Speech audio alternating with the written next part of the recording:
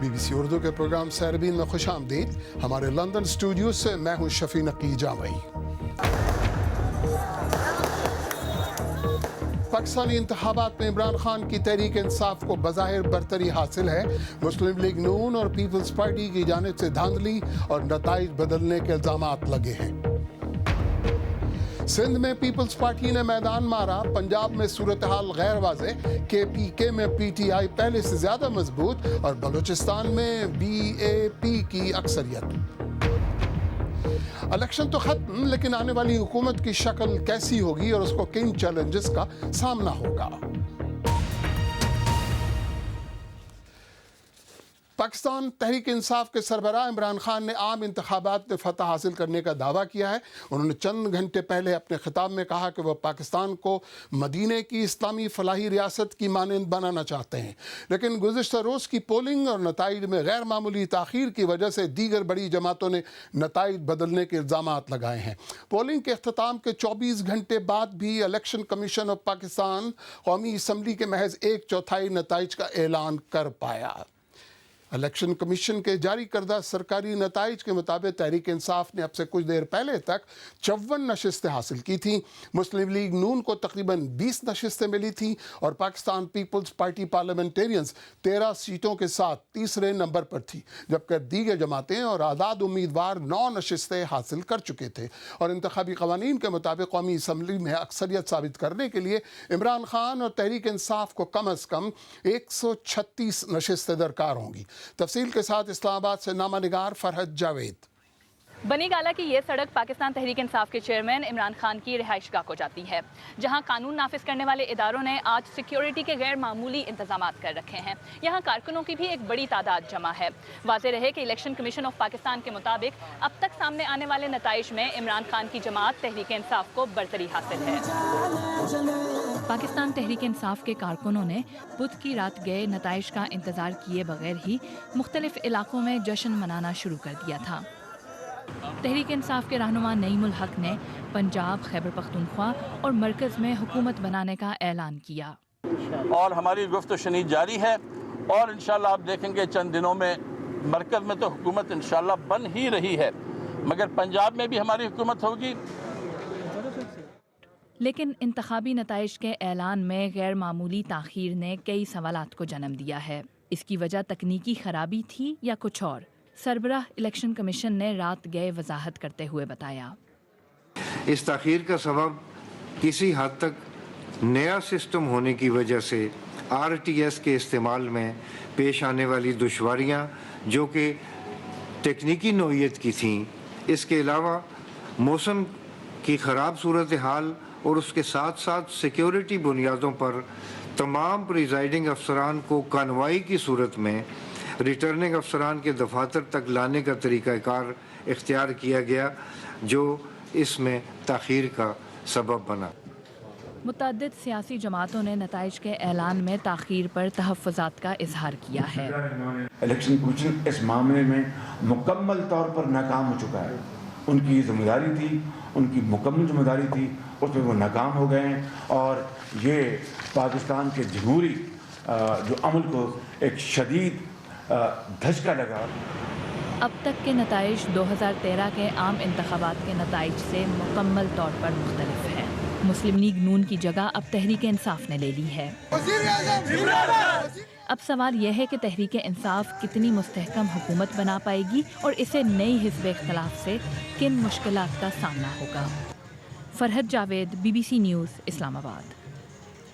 اور صورتحال کے مزید تجزیے کے لیے اس وقت اسلام آباد سے براہ راست موجود ہیں ہمارے ساتھی ہارون رشید. ہارون رشید، نتائج میں تاخیر کی وجہ کیا رہی اور اس تاخیر نے نتائج پر کیا اثر ڈالا؟ شفیع، جیسے کہ آپ نے سنا، الیکشن کمیشن نے تکنیکی اور سیکیورٹی وجوہات بتائی ہیں. تکنیکی کا تو ان سے ضرور سوال پوچھا جائے گا کہ اسے پہلے ٹیسٹ کیوں نہیں کیا گیا، جو نیا نظام انہوں نے نافذ کیا تھا. لیکن لگتا یہ ہے کہ جہاں تک سیکیورٹی کی بات ہے کہ کچھ اوور کل ہوا ہے. پاکستانی سیکیورٹی اداروں نے پورے نظام کو اس طرح اپنی گرفت میں رکھا ہوا تھا، شاید وہ کوئی چانس نہیں لینا چاہتے تھے، کوئی رسک نہیں لینا چاہتے تھے. اور آخری وقت تک انہوں نے کہا کہ جو پریزائڈنگ افسرز ہیں ان کو ریٹرننگ افسر تک لانے میں بھی کافی تاخیر ہوئی، جو پولیس یہ فوج ان کو ساتھ لے کر گئی. تو اس پر بھی ہوگا. جو اپوزیشن کی اب پارٹیاں نئی آئی ہیں وہ یقیناً اس پر سوچ بچار کر رہی ہوں گی. ان کے بڑے برج گرے ہیں تو وہ بھی خاموشی سے بیٹھنے والے نہیں. اگلے 1-2 دن میں ضرور اس کا جائزہ لیں گے. اور لگتا یہ ہے کہ جس طرح عمران خان نے اپوزیشن میں کردار ادا کیا اس طرح کا وہ بھی کرنے کا تیاری کر رہی ہوں گی. ہارون رشید بہت بہت شکریہ. اور اب پاکستان کے حالیہ انتخابات کی غیر سرکاری اور غیر حتمی نتائج کے مطابق نہ صرف وفاق میں بلکہ ملک کے سب سے بڑے صوبے پنجاب میں بھی مخلوط حکومت بنتی دکھائی دیتی ہے. یہ حکومت کتنی پائیدار ہوتی ہے اس حوالے سے دیکھتے ہیں نامہ نگار عمر دراز کی رپورٹ. اب تک کے غیر سرکاری غیر حتمی نتائج ظاہر کرتے ہیں کہ پاکستان کے سب سے بڑے صوبے پنجاب میں کوئی بھی جماعت واضح برتری حاصل نہیں کر پائے گی. پاکستان تحریک انصاف اور پاکستان مسلم لیگ نون دونوں حکومت بنانے کی طرف جا سکتے ہیں. تاہم یہ حکومت مخلوط ہوگی. اگر جو بھی دوسروں کے ساتھ اتحاد کر کے جو بھی پارٹی آتی ہے ظاہری سی بات ہے وہ اتنی مضبوط ہوتی نہیں. جو وزراء ہیں وہ بھی انڈیپینڈنٹس آئیں گے وہ بلیک میل بھی کر سکتے ہیں. کہ جو بھی پارٹی کی آتی ہے گورنمنٹ اس کو جو بھی اگر اس نے چینج لانی ہے وہ چینج لانے میں بھی اس کو مشکل ہوگی کہ اس کو باقی جو پارٹی دوسری پنجاب کی ہوگی اس کو بھی ساتھ لے کے چلنا ہوگا. اگر دونوں جماعتوں کی نشستیں کم و بیش ایک جیسی رہتی ہیں تو مخلوط حکومت کی صورتحال میں کیا خطرات لاحق ہوتے ہیں؟ کیا ایسی حکومت چل پاتی ہے؟ تو ایک تو وہ اندرونی طور پہ کمزور ہوتی ہے, پھر اتنی بڑی اپوزیشن بیٹھی ہوتی ہے, وہ کتنی مشکل ڈالتی ہے اسمبلی کے اندر اور اسمبلی کے باہر بھی. تو ایسی حکومت چلانا انتہائی مشکل ہوتا ہے اور یہ وثوق سے نہیں کہا جا سکتا کہ وہ اپنے 5 سال کا جو ٹینیور ہے وہ پورا کر سکے گی یا نہیں کر سکے گی. صوبہ پنجاب کو پاکستان مسلم لیگ نون کا گڑھ سمجھا جاتا تھا. گزشتہ 2 دور حکومت میں وہ بآسانی واضح برتری حاصل کر چکے ہیں. اب تک کے غیر سرکاری غیر حتمی نتائج کے مطابق تاہم یہ برتری واضح طور پر ختم ہوتی نظر آ رہی ہے. دوسری جانب اگر پاکستان تحریک انصاف حکومت بنانے کے لیے جوڑ توڑ کی طرف جاتی ہے تو دیکھنا یہ ہوگا کہ وہ اس میں کس قدر استحکام حاصل کر پائے گی. عمر دراز BBC نیوز لاہور. پنجاب کے نتائج اور سیاسی صورتحال پر بات کرنے کے لیے لاہور سے ہمارے ساتھ موجود ہیں صحافی اور تجزیہ کار بے نظیر شاہ. بے نظیر شاہ صاحبہ, مسلم لیگ کو خاصا نقصان اٹھانا پڑا, نتائج کو کس نظر سے دیکھا جا رہا ہے؟ بڑا انٹرسٹنگ ہے, اسپیشلی پنجاب جو سب سے بڑا صوبہ ہے, سب سے امپورٹنٹ صوبہ ہے, جس کی سب سے زیادہ جنرل سیٹیں ہیں نیشنل اسمبلی میں, اس میں ایک سپلٹ مینڈیٹ ابھی تک نظر آ رہا ہے. اچھا یہ بڑا انٹرسٹنگ ہے کیونکہ 2013 کے الیکشن میں پی ٹی آئی نے صرف 8 سیٹیں لی تھیں پنجاب سے, جنرل سیٹیں قومی اسمبلی میں, لیکن اس بار کچھ سپلٹ مینڈیٹ سے نظر آ رہے ہیں. سینٹرل پنجاب جو مسلم لیگ نون کا ایک گڑھ تھا, وہاں پہ فیصل آباد جیسے شہر میں پی ٹی آئی نے کافی سیٹیں نکال لی ہیں, جہاں پہ پچھلی دفعہ پاکستان مسلم لیگ نون نے سویپ کیا تھا, انہوں نے ساری 11 سیٹیں اٹھائی تھیں, صوبائی بھی اور قومی بھی اٹھائی تھیں. لیکن اس بار طلال چودھری جو ان کے بڑے اہم لیڈر ہیں, عابد شیر علی, ان لوگوں نے اچھی طرح پرفارم نہیں کیا, رانا ثناء اللہ جیت گئے ہیں. تو بڑا انٹرسٹنگ سا سپلٹ, ایک پی ٹی آئی کا ایک بڑا میجر جمپ آف سیٹس آیا ہے پنجاب میں. تو بے نظیر شاہ صاحب, پی ٹی آئی کہہ رہی ہے کہ وہ پنجاب میں بھی حکومت بنا لے گی یا بنائے گی, کتنا صحت مند لگتا ہے اس کا یہ دعویٰ؟ ابھی صوبائی اسمبلی میں کچھ کہہ نہیں سکتے کیونکہ میرے خیال سے 120-117 سیٹیں ہیں ابھی تک جو پاکستان مسلم لیگ نون جس میں جیتتی نظر آ رہی ہے.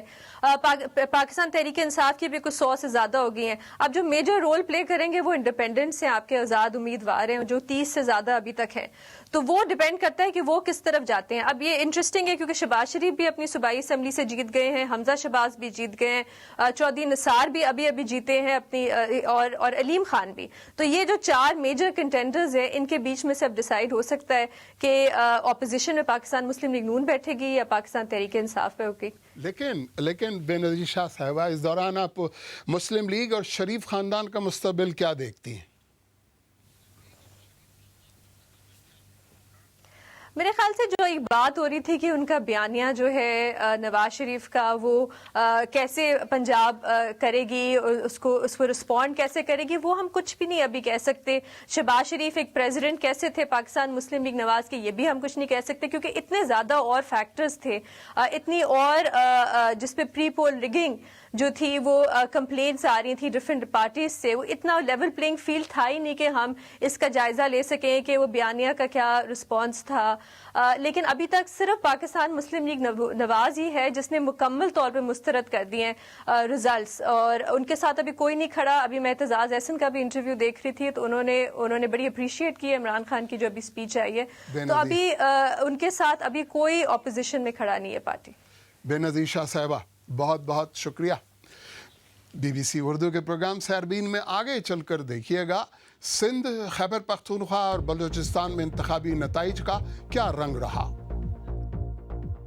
BBC اردو کے پروگرام سیربین میں ایک بار پھر خوش آمدید. پاکستان کے دوسرے بڑے صوبے سندھ میں پاکستان پیپلز پارٹی کو برتری حاصل ہے. غیر سرکاری اور غیر حتمی نتائج کے مطابق تحریک انصاف سمیت 10 جماعتوں پر مشتمل گرینڈ ڈیموکریٹک الائنس اور متحدہ قومی موومنٹ صوبائی حکومت تشکیل دینے کی پوزیشن میں نہیں ہے. کراچی سے ریاض سہیل.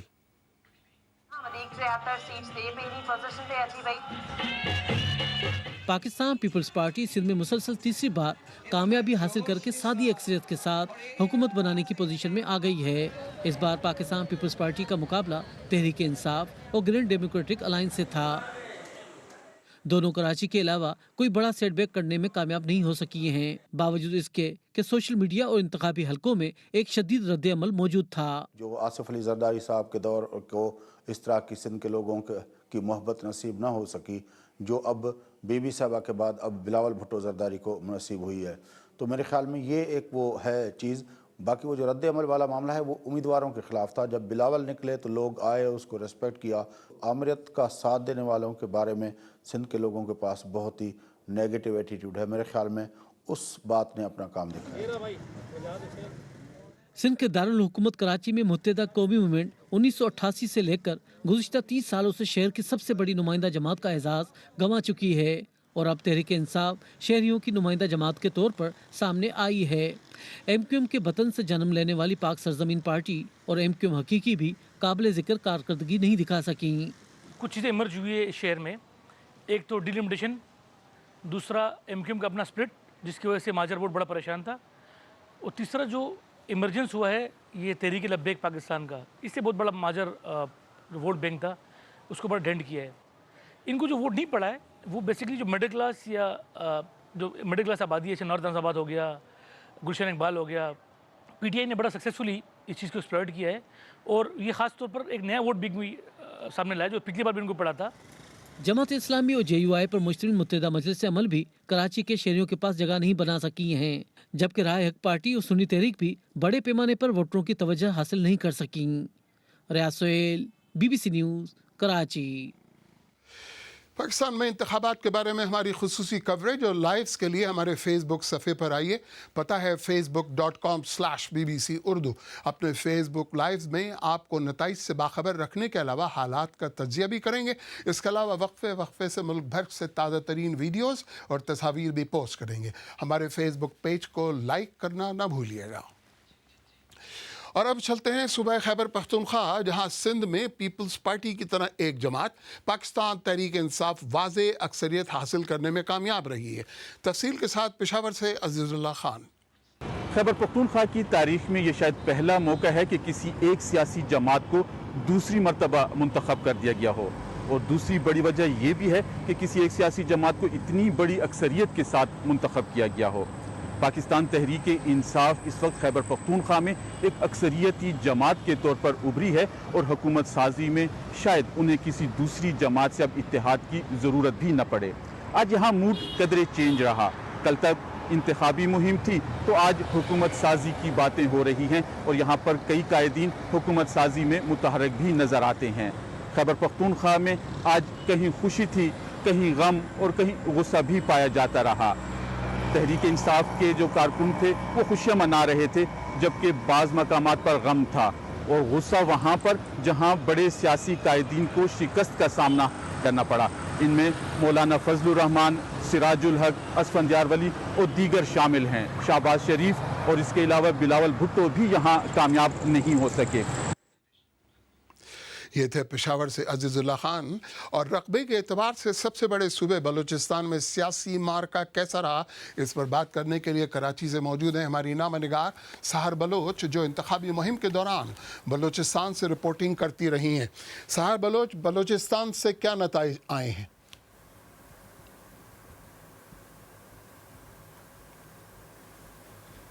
جی، اب تک دیکھنے میں تو یہ آیا ہے کہ اکثریت میں بلوچستان عوامی پارٹی جو ہے ایک بڑی جماعت بن کر ابھری ہے، جو کہ کوئی اتنی حیران کن بات اس لیے نہیں تھی کیونکہ زیادہ تر توقعات یہی تھیں اس جماعت سے. اس کے علاوہ جو 22 سالہ جو تاریخ ہے بلوچستان کی، اس میں یہ دیکھنے میں آیا ہے کہ جو بلوچستان نیشنل پارٹی مینگل ہے وہ ایک بہت اچھی اکثریت لے کر سامنے آئی ہے. انہی کے پیچھے بلکہ ان کے ساتھ ہی متحدہ مجلس عمل بھی سامنے آئی ہے. اس کے ساتھ میں آپ کو ایک اور بھی بات یہ بتا دوں کہ کوئٹہ سے پہلی دفعہ یہ ہوا ہے کہ عوامی نیشنل پارٹی نے بہت سال بعد ایک سیٹ وہاں سے حاصل کی ہے جو نعیم بازئی کو ملی ہے. یہ ایک بہت بڑی تبدیلی ہے. اس کے علاوہ یہاں پر جو ہزارہ ڈیموکریٹک پارٹی ہے انہوں نے بلوچستان سے جو ہے 2 سیٹس لے لی ہیں، جو کہ ایک بہت بڑی بات ہے. ساتھ میں دیکھنے میں یہ بھی آیا ہے کہ جو وہاں پر ایک نسلی حوالے سے جو ایک سیاست کی جاتی تھی اس کو ایک طرح سے عوام نے ایسا دکھ رہا ہے کہ شاید رد کیا ہے، کیونکہ اس میں جو آپ کے پختونخوا ملی عوامی پارٹی ہے اور جو نیشنل پارٹی ہے ان کی بہت برے طریقے سے اس میں شکست کی وجہ سے یہ میں کہہ رہی ہوں. تو سحر بلوچ، بلوچستان میں حکومت سازی کا انداز قدرے مختلف ہوتا ہے. اس بار کس کا پلڑا بھاری دکھائی دے رہا ہے؟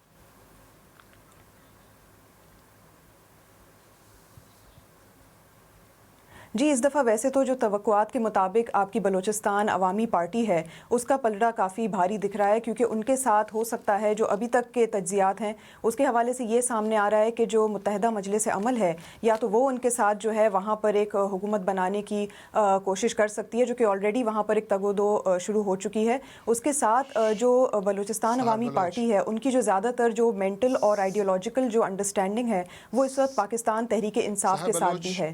تو یہ کافی دیکھنے میں آ رہا ہے. بہت بہت شکریہ سحر بلوچ، بہت شکریہ. اگر آپ چاہیں تو مجھ سے اور ہماری ٹیم کے دیگر ساتھیوں سے ٹویٹر پہ بھی رابطہ کر سکتے ہیں. میرا ٹویٹر ہینڈل ہے @شفیع_نقی. اس کے ساتھ ہی سہربین اختتام کو پہنچا، لیکن پروگرام میں پیش ہونے والے موضوعات پر اگر آپ اپنے خیالات کا اظہار کرنا چاہیں تو فیس بک پر ہمارا صفحہ حاضر ہے. آپ ہمارے ٹویٹر ہینڈل @BBC اردو کے ذریعے بھی ہم سے رابطہ کر سکتے ہیں. مجھے پوری ٹیم سمیت اجازت دیجیے. خدا حافظ.